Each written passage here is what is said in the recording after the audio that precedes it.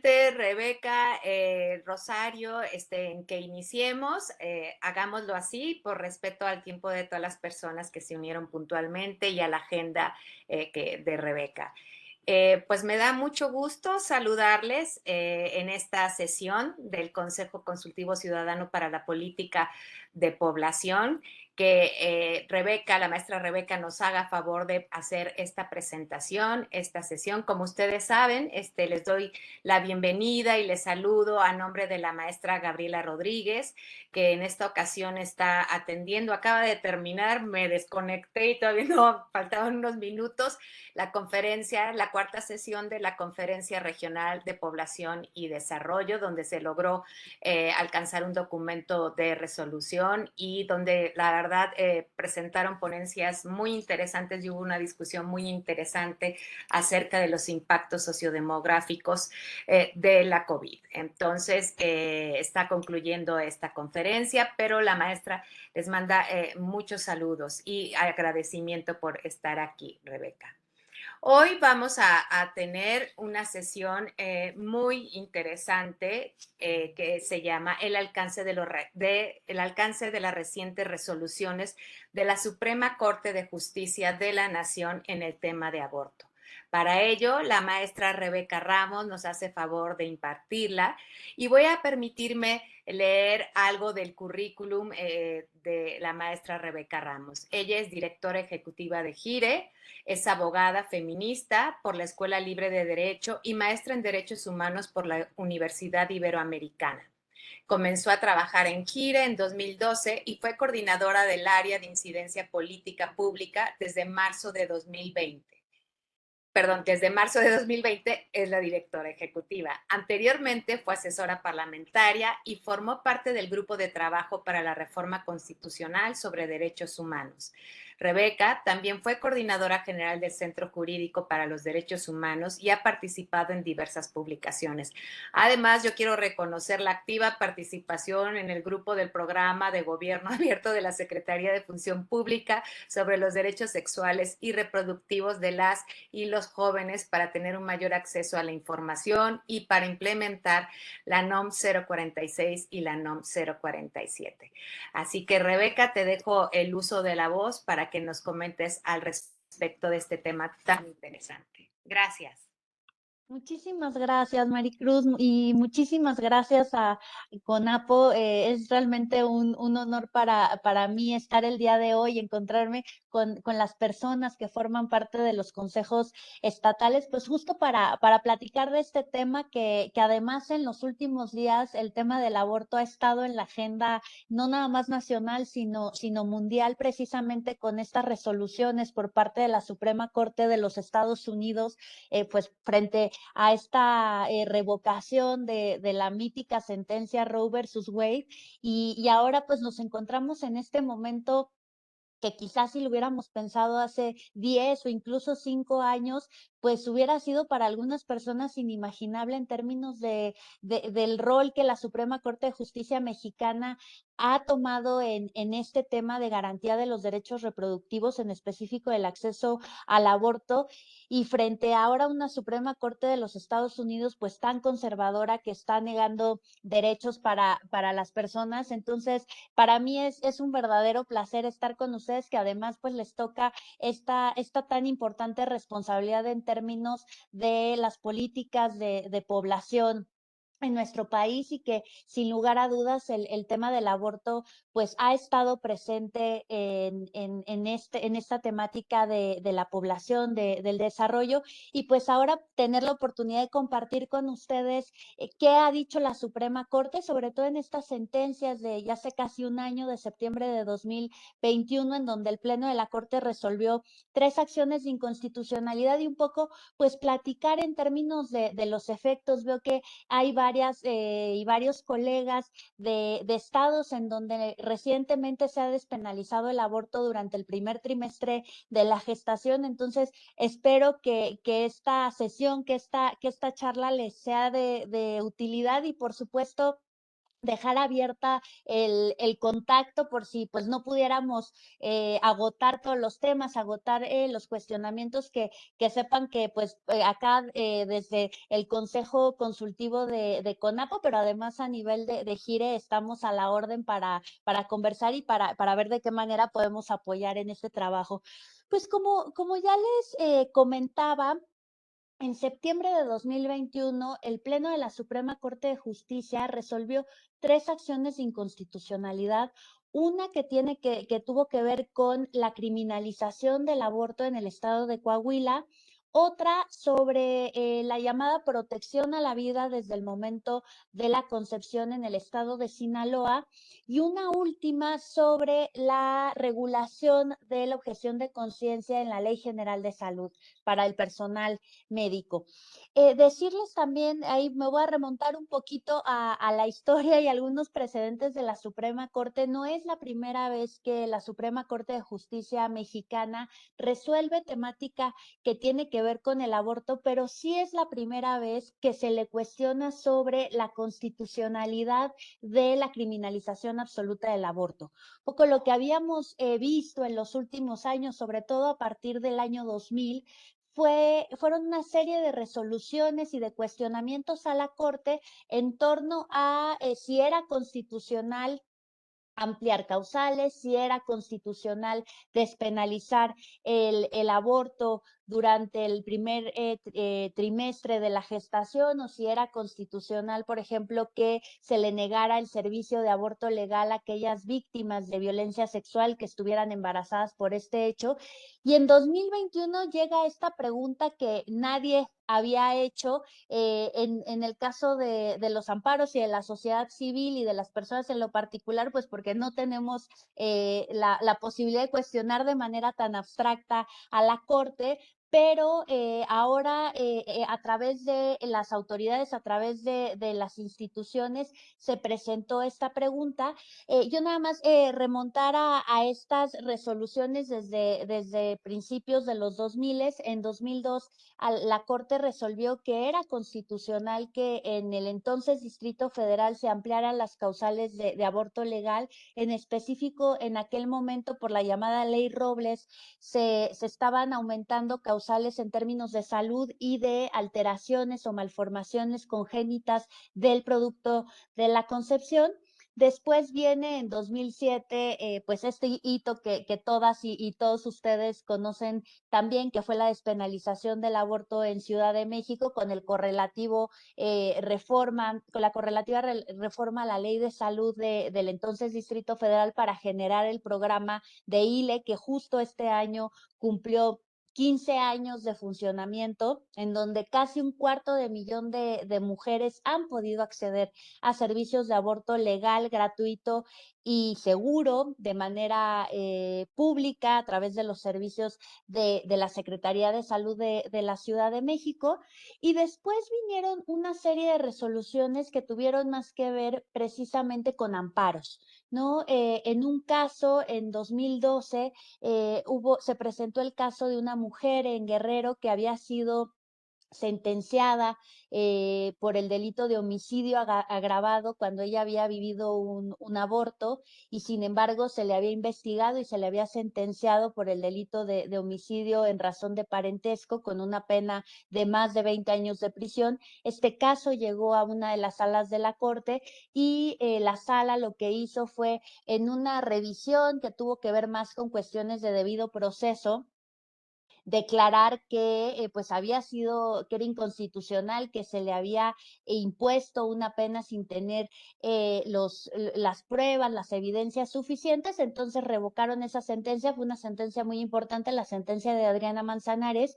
Y después, ya hacia finales de los 2010, en 2018 en específico, la segunda sala de la Corte resolvió dos amparos sobre casos de jóvenes que habían sido agredidas sexualmente, que habían estado embarazadas por este hecho, y que en los casos de Morelos y de Oaxaca, respectivamente, los servicios de salud les habían negado la interrupción del embarazo embarazo, a pesar de lo que señala el propio Código Penal de esos estados, la Ley General de Víctimas, la NOM 046, y se declaró que esto era una violación a los derechos humanos de estas jóvenes, que por lo tanto había la obligación del Estado de reparar de forma integral a estas jóvenes.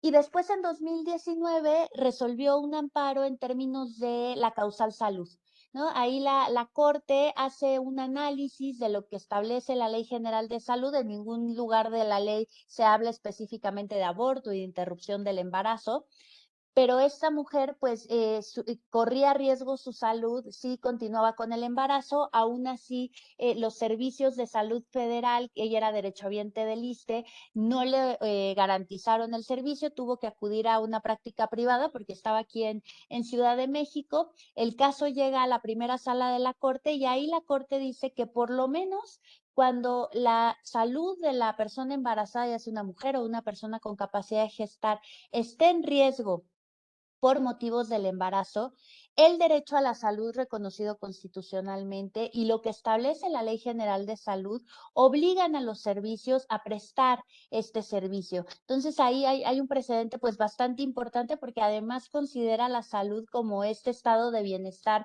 físico, mental y social, no únicamente como la ausencia de enfermedades físicas o de una alteración física. Entonces, esto sucede en 2019, veníamos avanzando muy bien y como les digo, en 2017, de hecho, se promulgó en el estado de Coahuila un nuevo código penal.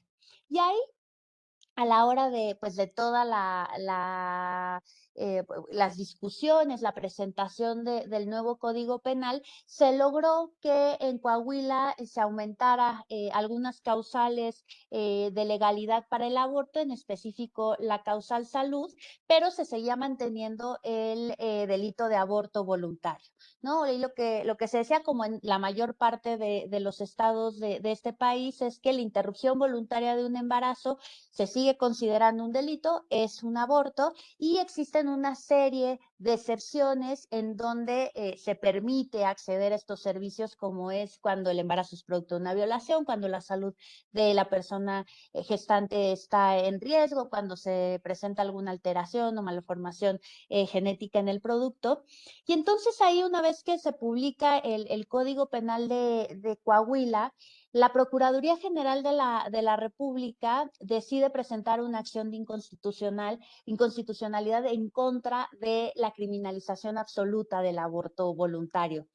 Esto además es pues bastante significativo e interesante si pensamos que fue la propia Procuraduría General de la República quien en 2007 presenta una acción de inconstitucionalidad con los argumentos absolutamente opuestos frente a la despenalización del aborto en la Ciudad de México. En aquel momento, tanto la Procuraduría General de la República como la Comisión Nacional de los Derechos Humanos dijeron que las reformas de la ahora Ciudad de México violaban el derecho a la vida, violaban los derechos a la paternidad de los hombres al permitir la interrupción del embarazo con la sola voluntad de la mujer embarazada, de la persona embarazada.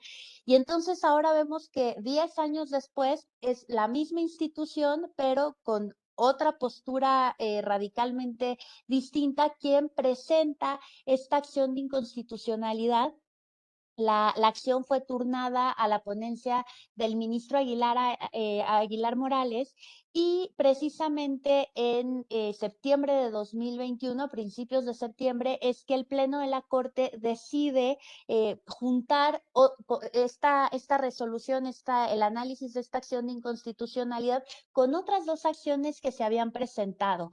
Una que no tenían que ver específicamente o literalmente con el tema del aborto, pero que tenían una implicación directa. Y estas son precisamente la protección de la vida desde el momento de la concepción en el caso de Sinaloa, que se estableció en su constitución estatal. Un poco, si ustedes recuerdan, después de la validación de la Corte sobre la despenalización en Ciudad de México, vino una ola de reacciones a lo largo del país, en la mayoría de los estados, pues los grupos antiderechos, los grupos conservadores en los congresos de los estados buscaron una forma jurídica de blindar sus marcos legales frente a una posible despenalización y así incluyeron en sus constituciones estas cláusulas de protección a la vida desde el momento de la concepción hasta la muerte natural, pegándole tanto al tema del aborto como al tema de la eutanasia. Fue una estrategia que en 2008, 2009 y 2010 fue muy intensa. En la mayoría en una muy buena parte de los estados se aprobaron de manera además muy rápida este tipo de cláusulas. Después hubo ahí un momento un poco como de pausa y hace unos años, en 2018, 2017, desde 2016, algunos estados se sumaron a estas estrategias. Veracruz, Nuevo León, Aguascalientes, en el caso de Sinaloa, y precisamente frente a la reforma a la Constitución Estatal de Sinaloa es que se presenta una acción de inconstitucionalidad precisamente diciendo que si bien no se eliminaban las causales de aborto que ya existían en el estado de Sinaloa, este tipo de cláusulas, esta reforma a la Constitución, sí vulneraba los derechos reproductivos de las mujeres. ¿Por qué? Porque se generaban obstáculos, se generó confusión en el personal de salud de las propias mujeres para acceder a los servicios de aborto. Si ustedes recuerdan también en aquel momento cuando iban pasando este tipo de reformas, los titulares en las notas periodísticas, en los medios de comunicación era: se prohíbe absolutamente el aborto, se castiga de manera absoluta el aborto. Entonces, toda esta confusión, porque desde el punto de vista legal no implicaba la derogación de las causales, sí implicó unos obstáculos muy importantes para el acceso a los servicios de salud reproductiva y en específico a los servicios de aborto. Entonces, esta otra acción de inconstitucionalidad se pone en este paquete, por llamarlo de alguna manera, del análisis de 2021. Y la tercera, que tuvo que ver con una reforma que se hizo desde el Congreso de la Unión a la Ley General de Salud, se incluyó el artículo 10 bis para reconocer la figura de la objeción de conciencia para el personal médico y de enfermería. Y ahí lo que se estableció en la Ley General de Salud era que aquellas personas, médicos y personal médico y de enfermería que estuvieran directamente relacionadas con el llevar a cabo un procedimiento que les implicara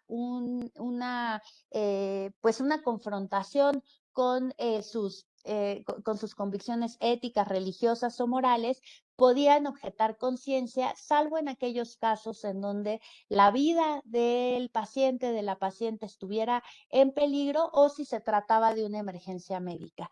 No se establecía, no se hablaba de procedimientos en específico, era una provisión general para cualquier tipo de procedimiento que pudiera implicar este tipo de situación para el personal médico y de enfermería, pero por supuesto que está ahí presente el tema del aborto, ¿no? Y las interrupciones de los embarazos. Y en ese sentido es que la Comisión Nacional de los Derechos Humanos, otra vez, una institución que hacía una década se había opuesto al avance de los derechos reproductivos, lo que dice es, le dice a la Corte: mira, sí, la objeción de conciencia, por supuesto que es una figura reconocida legalmente, está basada en el derecho a la libertad de conciencia, pero la manera en la que está regulada en la Ley General de Salud implica una serie de obstáculos y puede llegar a afectar el ejercicio de los derechos reproductivos de las mujeres. En el caso muy específico, y habló la CNDH del caso del aborto. Entonces, estaban pues estas 3 acciones en diferentes ponencias. En el caso de la protección a la vida desde la concepción en Sinaloa, le correspondió a la ponencia del ministro Gutiérrez Ortiz Mena, y en el caso de la objeción de conciencia, también a la ponencia del ministro Aguilar Morales. Y entonces la Corte, el Pleno deciden que es preferible que pues estos 3 temas que están relacionados directamente se puedan discutir en pues unas solas sesiones, ¿no? Entonces tenemos del 7 de septiembre hasta la siguiente semana esta discusión muy interesante en el Pleno de la Suprema Corte. Se inicia precisamente con la acción de Coahuila, y ahí me parece fundamental resaltar pues algunas cuestiones que se presentaron en la discusión y en la votación. En primer lugar, hay que decir, y me parece muy importante señalarlo, que la acción de inconstitucionalidad en donde se declara que es violatorio de la Constitución, que es violatorio de los derechos humanos, prohibir, criminalizar el aborto de manera absoluta, por lo menos en las primeras semanas de gestación, fue una decisión que se tomó por unanimidad del Pleno de la Suprema Corte. Estuvieron presentes además 10 de los 11 ministros, y ahí también señalar que, a diferencia de otras discusiones que hemos visto en la Corte, todas y todos los ministros, a la hora de presentar sus argumentos, a la hora de presentar su votación, su voto, se centraron en el ejercicio de los derechos reproductivos. También hay que decir que es la primera vez que el Pleno de la Suprema Corte, ya la primera sala lo había hecho en el amparo de causal salud, en términos de reconocer el ejercicio del derecho al acceso al aborto legal y seguro, no únicamente para las mujeres, sino también para aquellas personas con capacidad reproductiva, con capacidad de gestar. El Pleno de la Corte adopta esta pues esta terminología en donde se reconocen de manera más amplia los derechos, y centran su argumentación fundamentalmente en el reconocimiento de los derechos que están en el artículo 4 de la Constitución, que están en la serie de tratados internacionales de derechos humanos de los que México es parte. Y ahí lo que pudimos ver es algunas diferencias en torno a las posiciones de las y los ministros. En algunos casos, las y los ministros se fueron un poquito más hacia mantener de alguna manera el plazo de las 12 semanas de gestación, que bueno, es algo que se ha venido trabajando y que se hizo desde 2007, pero aquí también fue muy interesante ver la postura de varias y varios ministros, en donde dijeron: no tendríamos que estar poniendo un plazo cuando se trata de un aborto voluntario.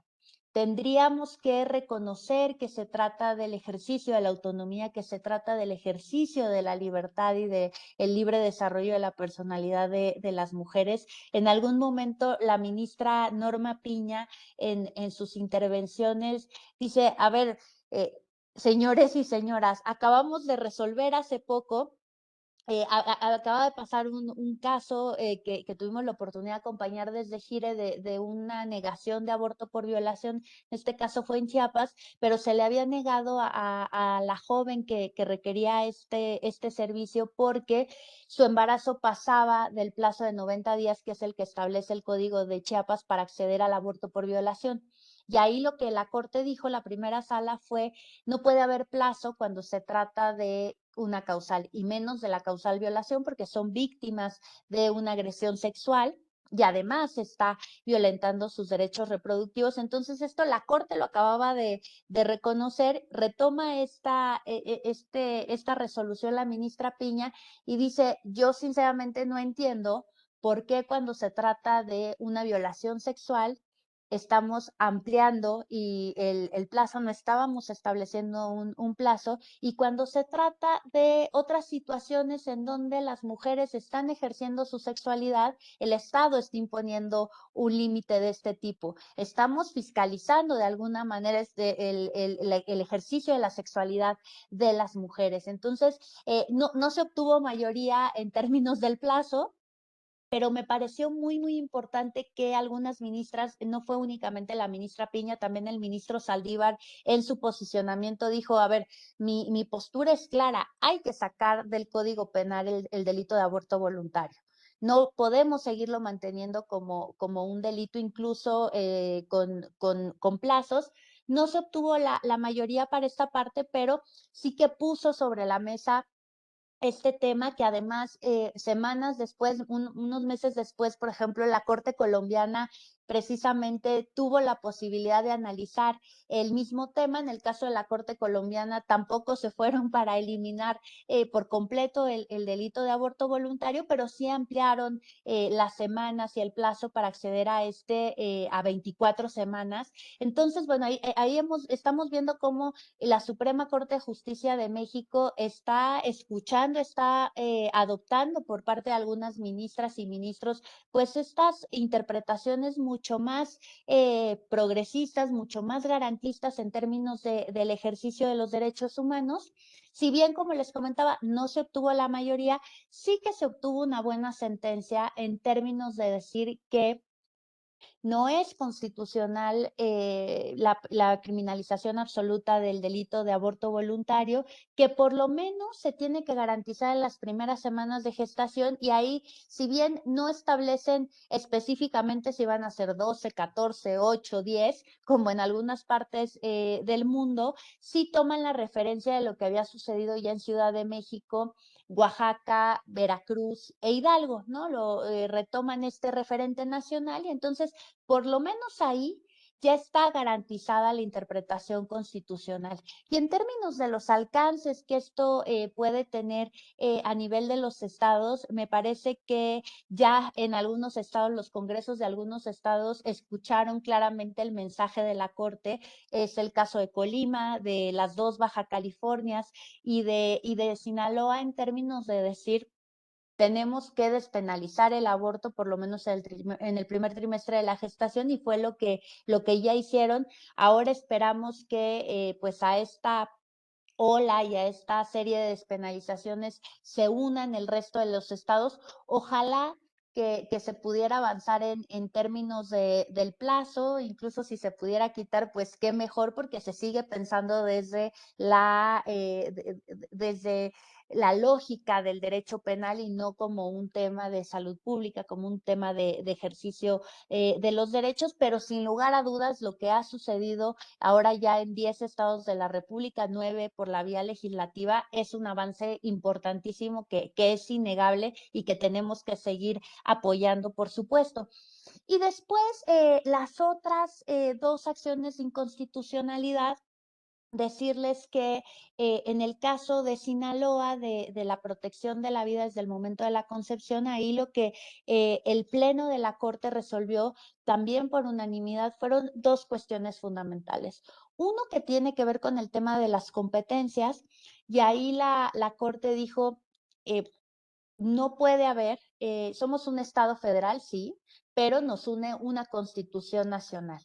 En ese sentido, solamente es competencia del constituyente permanente señalar quiénes son titulares de derechos, quiénes son personas. No es una facultad que tengan los congresos de los estados o los estados, y mucho menos en este tema que con estas supuestas protecciones de la vida desde el momento de la concepción tienen una implicación directa en el ejercicio de los derechos. Si bien, como ya se decía, no hay una derogación de las causales de aborto legal, sí se está se está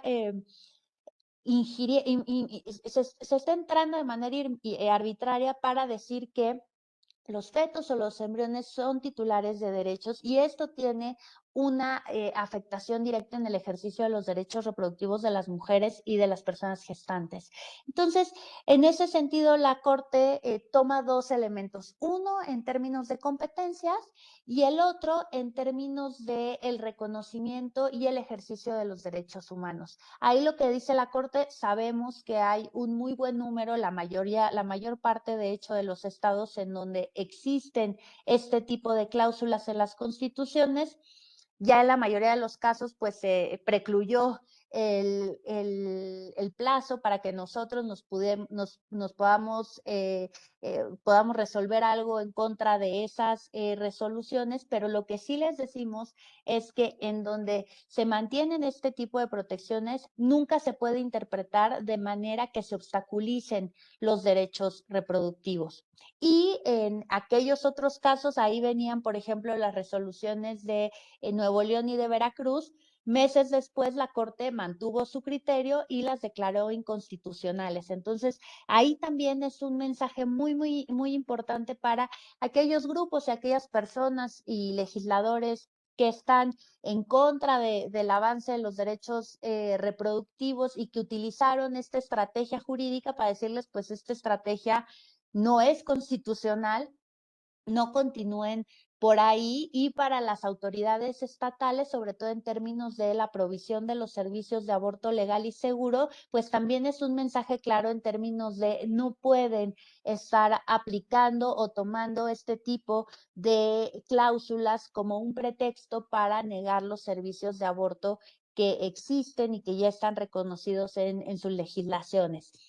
Y la última acción de inconstitucionalidad, la que tiene que ver con objeción de conciencia, al final, un poco después de haber analizado estos dos casos, el de Coahuila y el de Sinaloa, la Corte lo que señaló fue que sí, que lo que ya decía la CNDH en términos de que la objeción de conciencia es una figura jurídica, es una figura reconocida en el derecho, que tiene su fundamento en la libertad de conciencia, pero la manera en la que quedó regulada en la Ley General de Salud dejaba espacios y lagunas precisamente para la obstaculización del acceso a servicios de salud reproductiva y en específico en el tema del aborto. Entonces, la Corte declaró inconstitucional este artículo 10 bis y pues ahí el Congreso de la Unión tiene la tarea de regular, de emitir una reforma para regular de manera correcta esta figura de la objeción de conciencia, que sin lugar a dudas existe, que existe también en el derecho comparado y que en algunos estados de la República está reconocida, pero me parece que aquí uno de los mensajes más importantes de la Corte es en términos de decir y de confirmar que la obligación de los servicios de salud, del Sistema Nacional de Salud, no únicamente los públicos, sino los privados y el social, es garantizar los derechos, es garantizar el acceso a los servicios, incluidos los de salud reproductiva y por lo tanto el aborto, y que en ese sentido la objeción de conciencia es una excepción a la regla, que el personal de salud, que el personal de enfermería, quienes directamente realicen los procedimientos, en primer lugar tienen la obligación de estar capacitados y de saber cómo llevar a cabo este tipo de procedimientos, porque va a haber casos en donde, incluso siendo objetores de conciencia, tendrían que atender ese tipo de procedimientos y atender a esas pacientes. Entonces, esta parte me parece que en términos de la formación, de la capacitación para el personal de salud, para ver a quiénes y a qué perfiles se ponen en pues las diferentes posiciones en los hospitales, por una parte debe de garantizarse las capacidades técnicas para atender este tipo de procedimientos. Y en segundo lugar, también reconocer pues estas situaciones, ¿no? Que existen personas que por motivos de conciencia, éticos o incluso religiosos, no pueden, no, va más allá el poder llevar a cabo un procedimiento de esta naturaleza cuando no se está en la excepción, pero eso de ninguna manera puede implicar que la mujer o la persona que requiere el servicio no la obtenga, ¿no? Ahí, por ejemplo, hace unos días tuve la oportunidad de conversar con médicos de Bolivia, de un departamento en específico, y lo que nos decían es que ellos tienen una regulación mucho más restrictiva en términos del aborto, pero sí reconocen, por ejemplo, el aborto por causal violación. Y ahí han implementado una serie de medidas para garantizar los servicios, y que ellos lo que hacen es que también pensando en la geografía de Bolivia, que hay lugares que son muy complicados para movilizarse e ir de un hospital a otro, lo que vieron es que, pues, en algunos casos donde había objeción de conciencia, no existía el médico capacitado, la médica capacitada para llevar a cabo el procedimiento de aborto. Ellos, por ejemplo, en lugar de mover a la mujer al hospital en donde hay un profesional de la salud capacitado y dispuesto a llevar a cabo la interrupción, tienen toda una red de médicos en donde es el médico, la profesional de la salud, quien se mueve al lugar en donde está la mujer que requiere el servicio, precisamente para no obligarla a pasar por pues todos esos obstáculos que incluso son geográficos, físicos, que hay que tomar también en consideración el tema de que pues las mujeres muchas veces tienen familia, tienen responsabilidades de cuidados y no es tan sencillo andar pasando de un hospital a otro y mucho menos de una comunidad a otra para poder obtener estos servicios de salud que son servicios esenciales. Entonces, pues un poquito por ahí es que han estado las sentencias de la Corte, sin lugar a dudas. Además, hoy, como comenzaba nuestra charla, viendo lo que está sucediendo en los Estados Unidos, creo que es un buen momento para retomar, para ver cuáles son las diferencias. Creo que ahorita, si lo vemos en términos muy generales, nos encontramos en una situación similar que los Estados Unidos en términos de que cada estado puede y regula el aborto como lo considera.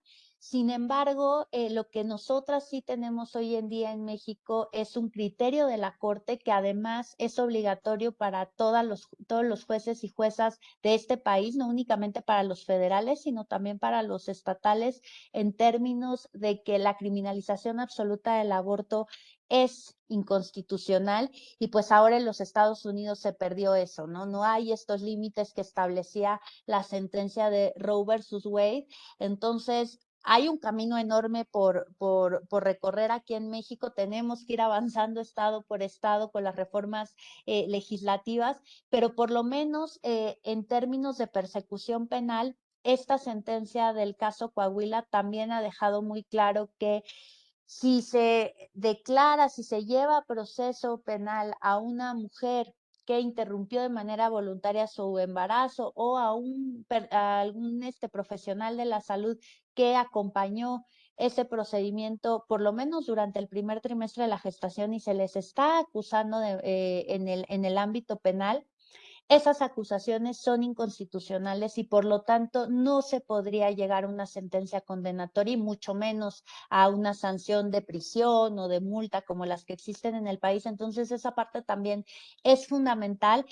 Sabemos que no siempre bajan todos los criterios de manera automática de la Corte a los tribunales de primera instancia, a los tribunales locales, pero bueno, que sepan que nosotras también desde Gire estamos con una estrategia de litigio. Si llegan a saber también ustedes de casos a lo mejor de negativas de aborto o casos en donde se está persiguiendo a alguna mujer o algún profesional de la salud, por favor que sepan que estamos aquí, que podemos acompañarles con la estrategia legal y con la defensa legal de estas personas, precisamente para hacer una realidad esto que ya se dijo en la Corte hace casi un año, en septiembre de 2021. Y pues yo lo dejaría aquí para tener tiempo de contestar a alguna pregunta, inquietud. Muchísimas gracias por su atención y es realmente un honor para mí estar con ustedes.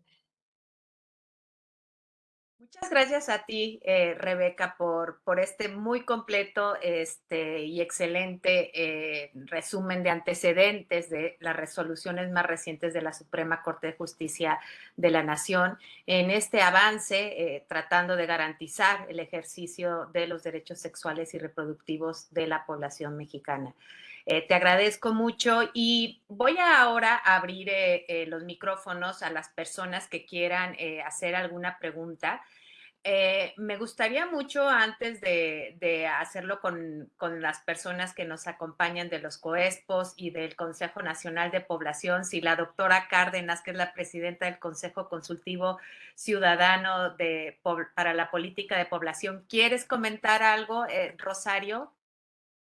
Yo preferiría que usáramos este tiempo en que quienes nos están escuchando en la sala pudieran hacer preguntas o comentarios a Rebeca y hacer uso pues de su amplia experiencia en el tema. Me parece muy bien, Rosario. Muchísimas gracias. Al contrario. ¿Alguien tiene alguna pregunta? Bueno, estoy viendo en el chat a Deyanira González de León. Tiene una pregunta. ¿Qué avances ha habido en la creación de servicios de aborto legal y seguro en los estados donde recientemente se despenalizó el aborto? Rebeca, si quieres, tomamos 3 preguntas y te doy el uso del micrófono para que respondas, por favor. Déjeme ver si hay alguien más Creo con... que Gabriela Mejía tiene levantada la mano, Maricruz. Ay, es que sí. Sí. Gaby, por favor, perdón.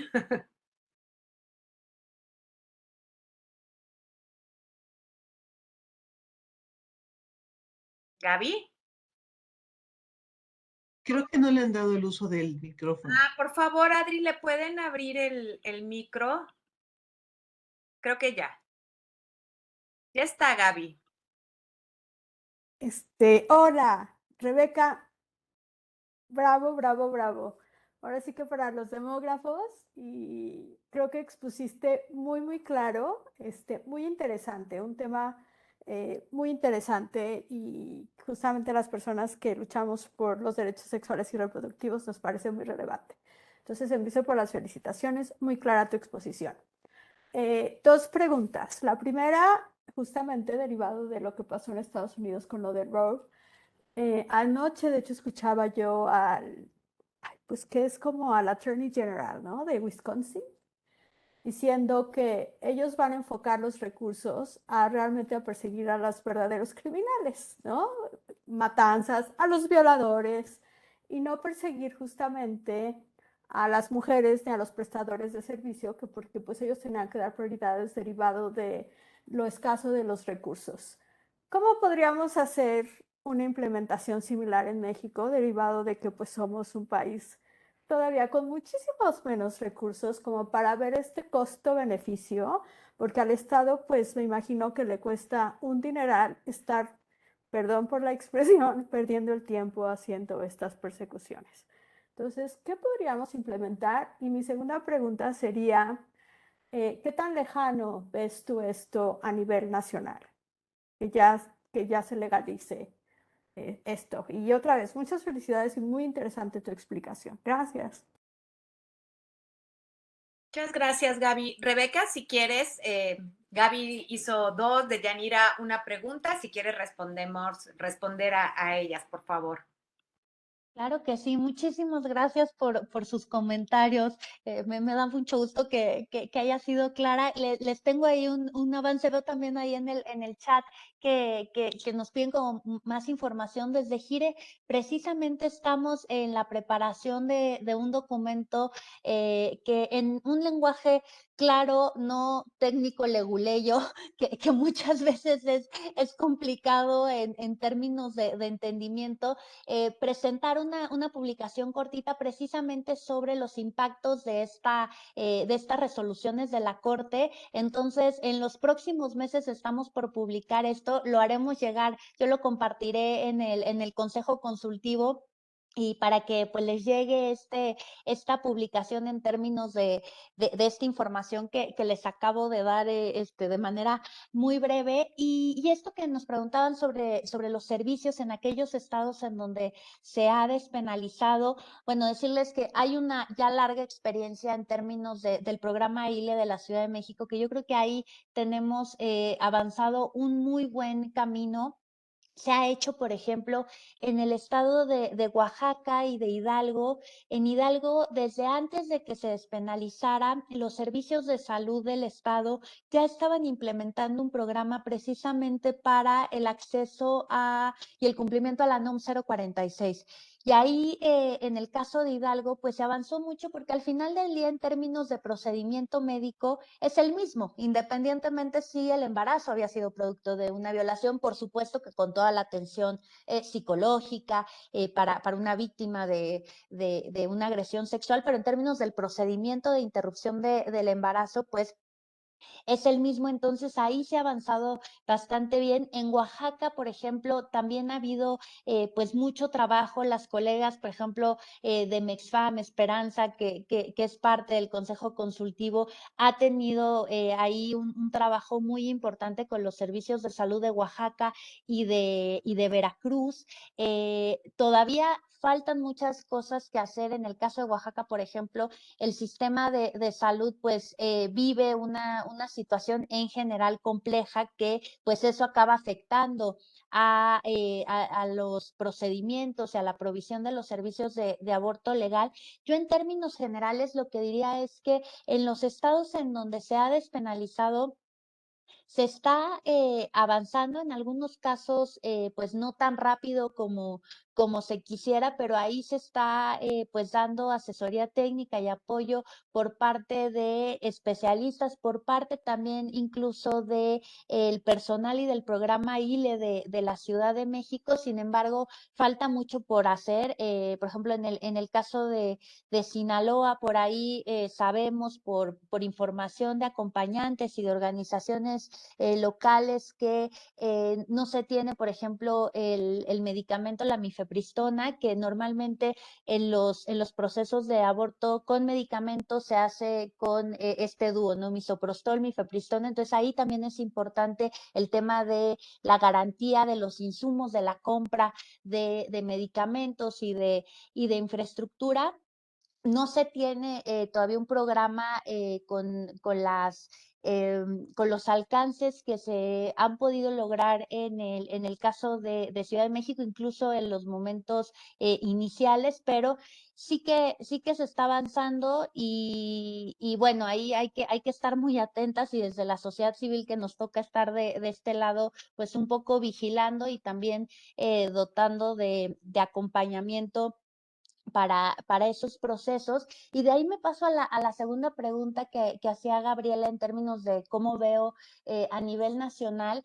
Yo en estos momentos soy optimista en términos de que viene la ola, la marea verde está teniendo un impacto importante en México. Sí me preocupa lo que acaba de pasar en los Estados Unidos, porque también estamos viendo que aquí en México algo muy curioso, cuando salieron las resoluciones de la Suprema Corte de Justicia Mexicana, por supuesto que hubo quien estuvo en contra e hicieron talleres y webinarios, etcétera, pero no vi una respuesta como ahorita se está dando incluso aquí en México, ¿no? En los últimos días ha habido quien ha publicado incluso artículos diciendo que van a retomar esto que sucedió en los Estados Unidos para luchar por el derecho a la vida. Aquí en México, por ahí hubo un artículo del director de la Facultad de Derecho de la Universidad Panamericana diciendo esto.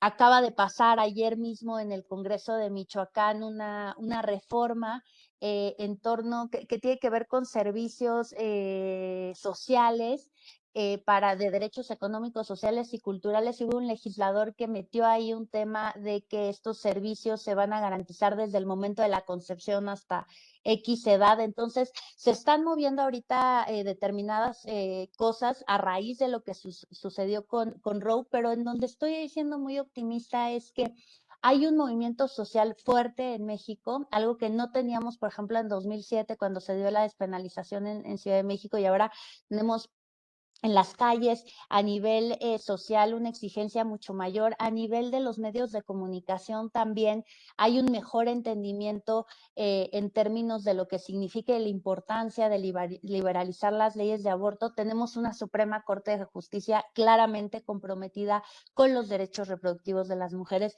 Tenemos además, y eso también hay que decirlo, en los congresos de los estados, un muy buen número de legisladoras y legisladores comprometidos con este tema. Si no hubieran pasado las reformas que ya han pasado en estos últimos meses. Hace falta que en otros estados se movilice y se logren estas votaciones, pero existe, me parece que esa voluntad política, y también, y eso es importantísimo, a nivel federal, existen las instituciones en donde se tiene un claro compromiso con el tema. Ni qué decir del CONAPO. En la Secretaría de Salud, por ejemplo, tenemos este reconocimiento que nunca antes se había visto en términos de que el aborto es un servicio de salud esencial, con los lineamientos en general, pero en el momento de la pandemia haber incluido y reconocido en ese momento de emergencia sanitaria al aborto como un servicio de salud esencial. Entonces creo que en ese sentido hay un poco, se habla luego de este triángulo virtuoso con movilización social, voluntad política y argumentos. Me parece que en este momento lo tenemos, y creo que es muy, muy importante pues impulsar y hacer todo lo posible por ganar la mayor parte de los estados. Ojalá, digo, está por ahí suspendido por todas las cosas que han pasado en el mundo y en México en los últimos años, pero por ejemplo, el tema de un código nacional único, un código penal nacional. Yo creo que justo cuando se abrían las conversaciones sobre este tema, solamente estaba Ciudad de México con la despenalización, luego se unió Oaxaca. Ahora, yo creo que si entramos otra vez a esta discusión, definitivamente tendría que estar despenalizado, por lo menos durante el primer trimestre de la gestación. Ojalá que ese proceso se pudiera retomar, porque sí nos daría pie a que se hicieran de manera nacional, como sucedió en Argentina, y no tener que ir estado por estado. Pero bueno, ahí estamos. Hay estados en donde hay buenas posibilidades para que se despenalice. Y me lleva a la siguiente, a tu primera pregunta, Gabriela, hablando ahora como de esta parte del Código Penal Nacional. Este tema que me parece que es fundamental, que pone sobre la mesa en términos de política criminal de un estado, ¿no? Creo que ahí, retomando lo que decía el procurador o el fiscal de Wisconsin, por supuesto que, por una parte, si estamos en un estado de derechos, en un estado democrático, eso implica que desde el derecho penal es considerado como la última herramienta del Estado para resolver los problemas, y que van a ser solamente aquellos problemas que no se pueden resolver por otra vía, porque es la forma más violenta en que el Estado puede garantizar que suceda algo, que deje de suceder algo. Pero aquí me parece fundamental, por una parte, retomar lo que ya se ha dicho en la Corte, lo que las teóricas feministas han dicho desde hace años, en términos de que el aborto, por supuesto que es un tema de salud pública, por supuesto que es un tema de justicia social, pero es un tema de ciudadanía de las mujeres y de las personas con capacidad de gestar. El derecho a tomar estas decisiones tan personales, retomando un poco Roe, es una de las cuestiones más íntimas que una persona puede hacer, y es increíble que el Estado esté interviniendo en ese tipo de decisiones, y más aún esté interviniendo con la herramienta más violenta, que es el derecho penal. Y como tú bien señalas, Gabriela, tenemos una enorme cantidad de delitos, una enorme cantidad de situaciones de violencias, que el Estado sí se tiene que hacer cargo desde la persecución y la sanción penal, y que en este caso las fiscalías, las policías, los jueces penales tienen que distraer recursos, distraer esfuerzos y tiempo, persiguiendo a las mujeres, persiguiendo a los profesionales de la salud que están proveyendo un servicio de salud esencial. Ahorita, como estamos, digo, yo estoy muy feliz de cómo vamos avanzando en México, pero si lo vemos un poquito como afuera, es una cosa un poco esquizofrénica, ¿no? Porque al mismo tiempo tenemos el reconocimiento del aborto en algunos espacios y en algunas condiciones como un derecho, como un servicio de salud esencial y al mismo tiempo como un crimen, ¿no? Entonces, me parece que ahí es fundamental, se están poniendo las bases, pero sí es fundamental que el Estado tome una decisión y que destine esos recursos penales, que destine la investigación de los policías. Por ejemplo, a ver, si pensando únicamente en cómo se investiga un caso de aborto, ¿no? Un caso de aborto inducido. Pues hay que meterse a conocer cómo funcionan los medicamentos, a tener acceso a determinadas pruebas de sangre, que además, si no hay restos, por ejemplo, de misoprostol a nivel vaginal y se quiere ver únicamente en sangre, son procesos y son estudios de laboratorio muy sofisticados porque no es tan fácil rastrear el misoprostol en sangre después de determinado tiempo. Me estoy yendo como a cosas mucho de evidencia policial y criminal, pero ¿para qué tendríamos a las policías y a las fiscalías destinando recursos en eso cuando necesitamos que estén capacitados para investigar, por ejemplo, un homicidio de un periodista? Y que puedan tener los recursos necesarios para saber que la agresión a un periodista tuvo que ver con el ejercicio periodístico, con las notas que estaba sacando, con lo que estaba reportando. Eso sí es importante. O en términos de un feminicidio, ¿no? Poder comprobar, presentar la evidencia de que hubo esta situación de odio, esta hazaña, la forma en la que se asesinó a una mujer. O sea, todas estas cosas que son realmente importantes en tema de desapariciones forzadas, que estamos viviendo en una situación muy compleja a nivel de nuestro país y como tú decías, estoy repitiendo básicamente lo que estabas diciendo, Gabriela, se están distrayendo todos los esfuerzos. Entonces sí me parece que ahí desde las fiscalías, desde la política de Estado a nivel criminal, tendría que haber una decisión y también tomar en consideración estas cuestiones precisamente para eliminar el delito de aborto voluntario en todo el país. No sé si lo vamos a lograr, yo creo que sí, creo que se están y se han generado desde hace muchos años bases muy sólidas, argumentos muy sólidos en torno a este tema, pero pues todavía estamos en medio de esta situación esquizofrénica en donde el mismo hecho es a la vez un derecho, un servicio de salud y un delito.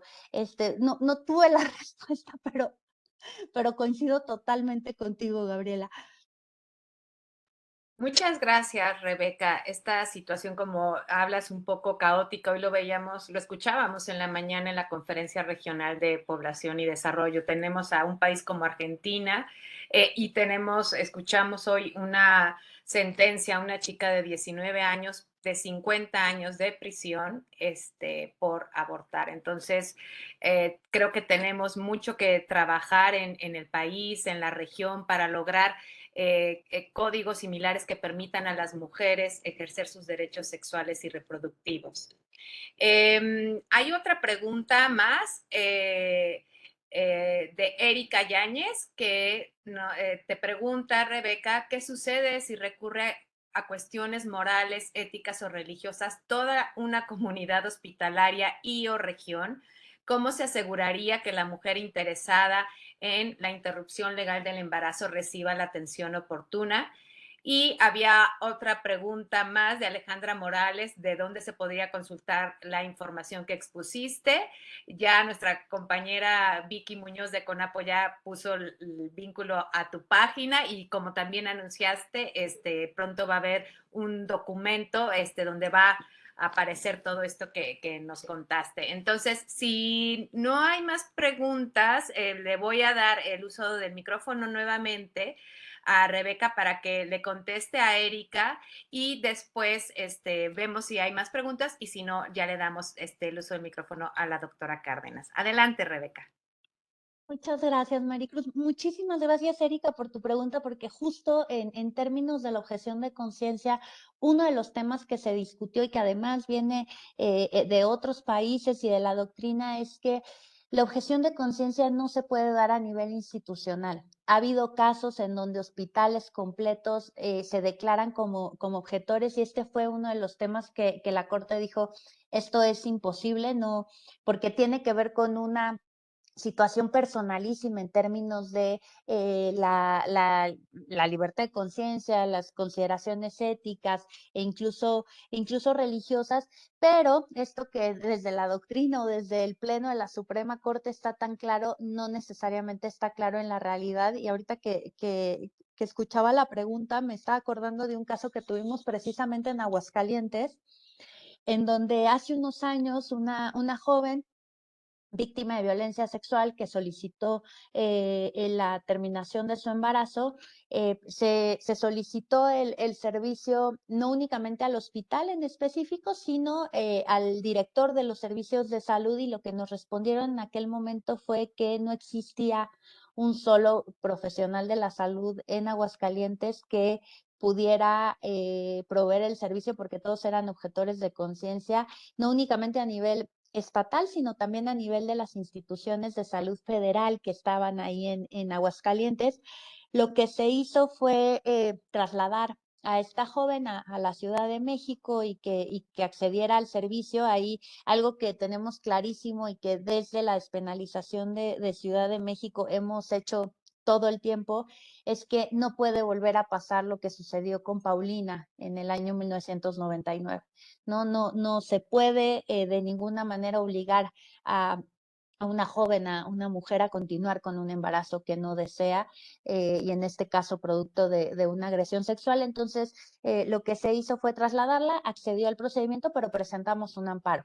Ahí gire de la mano, se presentaron dos amparos de ella, de la joven, diciendo se me violaron directamente mis derechos y gire junto con Morras Gel Morras, que es una colectiva de acompañantes en Aguascalientes. Presentamos también un amparo y dijimos, a ver, aquí se están violentando los derechos de las mujeres y de las personas con capacidad de gestar en Aguascalientes al decir que hay una objeción de conciencia institucional en todo el estado. Se resolvió el amparo y ahí pues se retomó lo que ya sabemos. Dijeron, no puede haber una objeción de conciencia institucional, esto es una cuestión personal y los servicios de salud, el director de los servicios de salud, las instituciones tienen la obligación de tener personal capacitado, no objetor, porque no es posible que no haya la posibilidad de ejercer los derechos en el propio estado, digo, independientemente de que se pudo hacer el procedimiento, pero ahí pues hay que recordar que no todos los casos llegan a las organizaciones, no todas las mujeres tienen las posibilidades económicas de tiempo para poder trasladarse a la Ciudad de México o ahora a otro estado en donde esté despenalizado y se estén garantizando los servicios. Entonces, decir que precisamente en esta sentencia de la Corte lo que también se dijo es que de ninguna manera puede haber una objeción institucional y que, como lo comentaba antes, la regla general, la obligación es prestar los servicios. La excepción vendrá frente a determinados profesionales de la salud, pero eso jamás puede implicar que la mujer o la persona que está solicitando este servicio no lo reciba. Entonces, bueno, por ahí andamos, lastimosamente luego la realidad, y ustedes lo saben mejor que nosotras, pues el conservadurismo, ciertas también posiciones. Sabemos que hay un estigma enorme todavía en torno al tema del aborto y para el personal de salud no está exento de esto. Hay estas etiquetas para el personal que realiza abortos. Entonces también hay pues esta parte de la batalla cultural, ¿no? Y esta despenalización social que es tan necesaria para que se hagan una realidad estos servicios. Muchas gracias, Rebeca. No veo más preguntas en el chat ni manos levantadas. Lo único que veo son agradecimientos y muchas felicitaciones por tu excelente presentación, Rebeca. Entonces, ya que no hay más participación de las personas que nos acompañan hoy en el evento, le doy el uso del micrófono entonces a la doctora Cárdenas, por favor. Muchas gracias.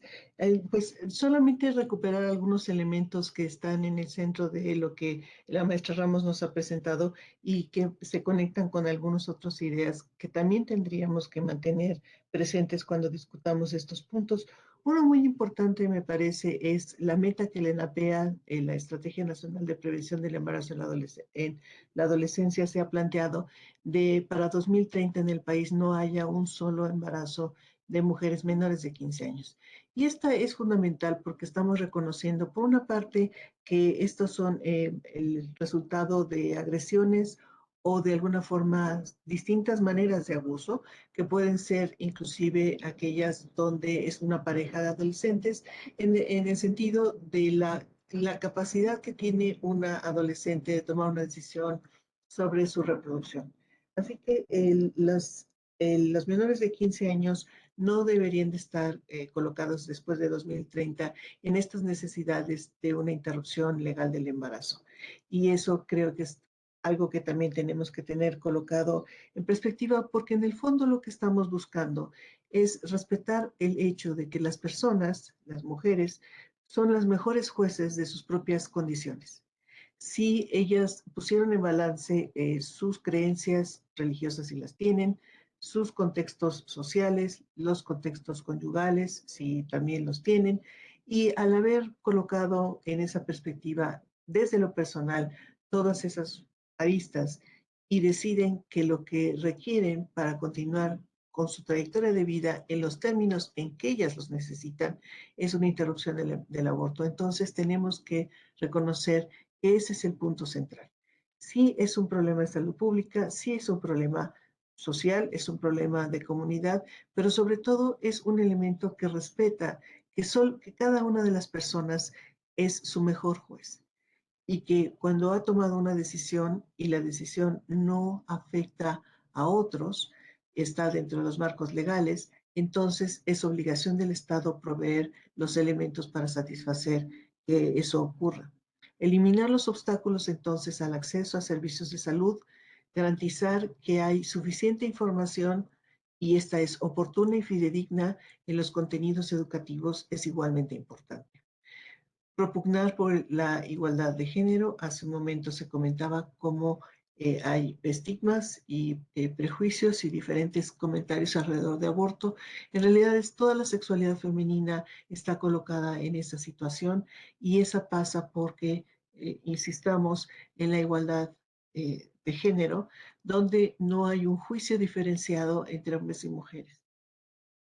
Los contenidos sobre sexualidad tendrían que tener también estos contenidos sobre derechos, en el sentido de cuáles son los elementos que le permiten ejercer los que están contenidos en el área de salud reproductiva, porque es lo que hoy nos importa.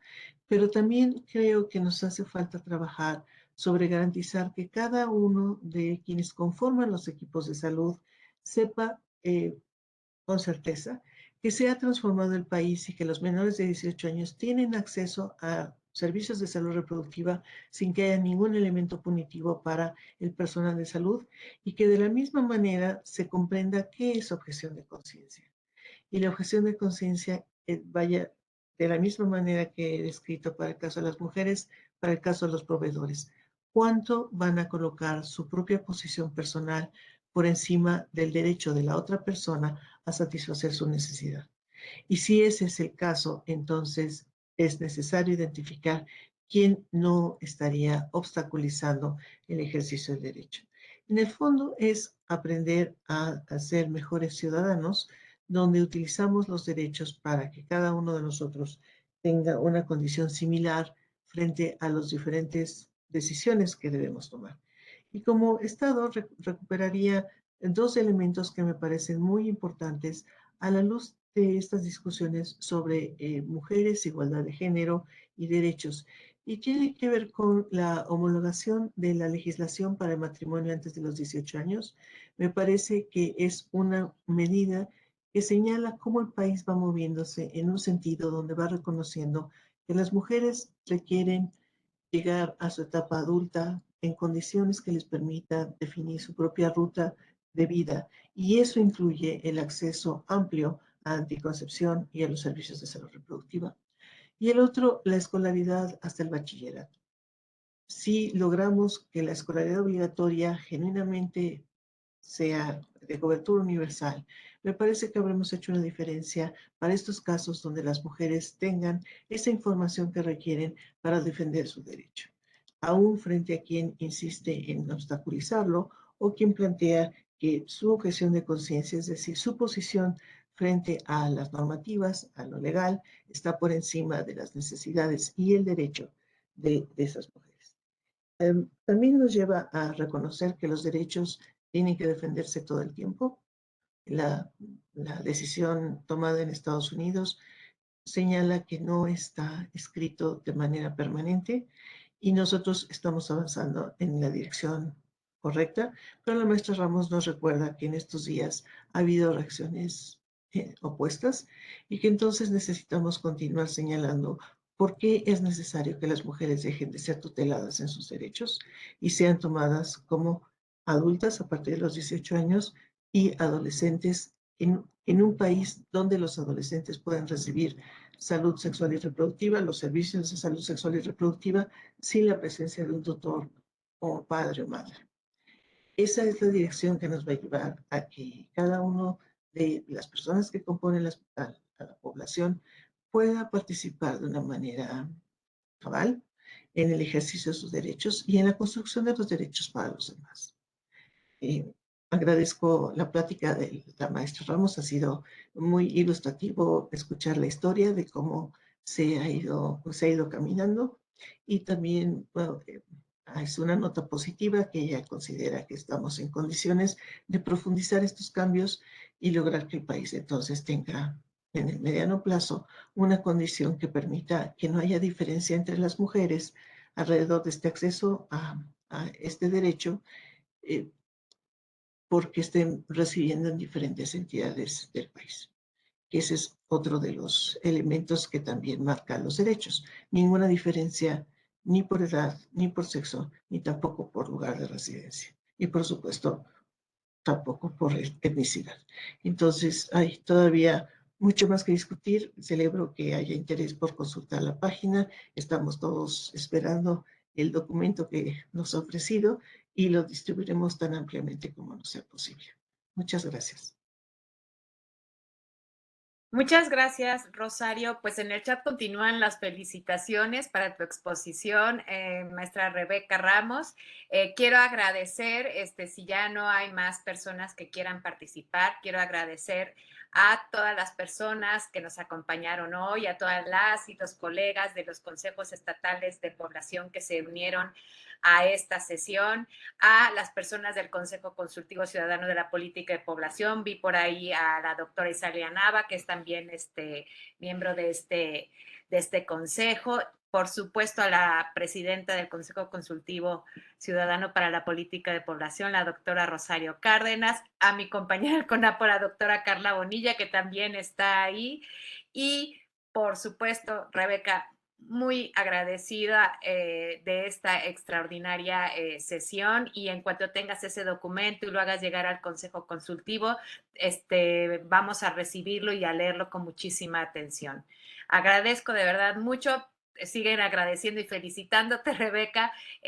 Muchas gracias por habernos acompañado, y dentro de un mes más o menos, ¿verdad, doctora Cárdenas? Tendremos la próxima sesión a cargo del Consejo Consultivo Ciudadano para la Política de Población. El último jueves del siguiente mes vamos a tener la plática de la maestra Laura Elisa Pérez, que va a recuperar lo que justamente se ha estado haciendo en estos días en la Conferencia Regional de Población y Desarrollo, así que también será un tema muy interesante y muy cercano para todos los que estamos en población. Esperamos todos puedan acompañarnos entonces. Muchas gracias. Muchas gracias nuevamente, maestra Rebeca. Gracias por todo. Gracias. Gracias. Gracias, Rebeca. Gracias, hasta doctora. luego. Muchas Hasta luego. gracias. Hasta luego. Hasta luego.